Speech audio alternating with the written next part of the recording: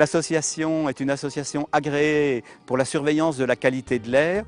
Elle fait partie d'une des 26 associations nationales, puisqu'il y a 26 associations qui couvrent l'ensemble du territoire français. Donc Atmo couvre le territoire franc-comtois. Pourquoi on fait de la surveillance de la qualité de l'air? Parce que dans l'air, il y a bien sûr de la pollution, en particulier des particules fines qui génèrent des problèmes sanitaires.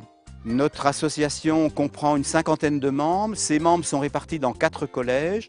Nous avons un budget de l'ordre de 1,4 million d'euros. Donc ce budget est financé pour 40% par l'État, 30% par les industriels et 30% par les collectivités.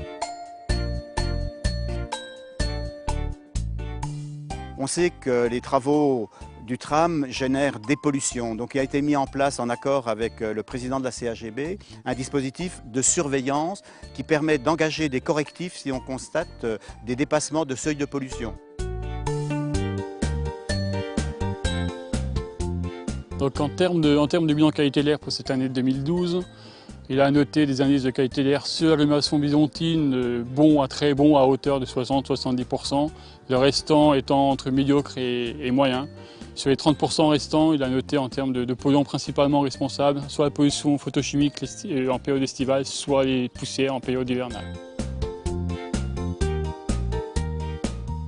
Pour clôturer cette année 2012, 2 dossiers liés à la modélisation. Un premier dossier de modélisation des retombées de panache atmosphériques liées au projet de chaufferie bois de la piscine Mallarmé, où 8 scénarios ont été étudiés en fonction de la vitesse d'éjection, des hauteurs de cheminée, du système de dépollution. Donc un véritable outil d'aide à la décision qui a été fourni auprès des élus du Grand Besançon.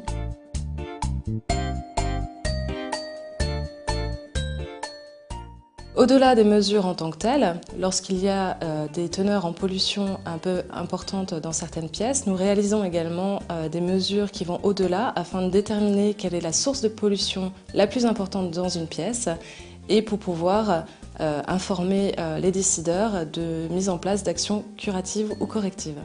Enfin, pour conclure sur la qualité de l'air intérieur, il faut savoir qu'Atmo Franche-Comté est engagé désormais dans un dossier de demande d'accréditation afin de faire valoir auprès de ses partenaires son expertise dans le domaine de la qualité de l'air intérieur.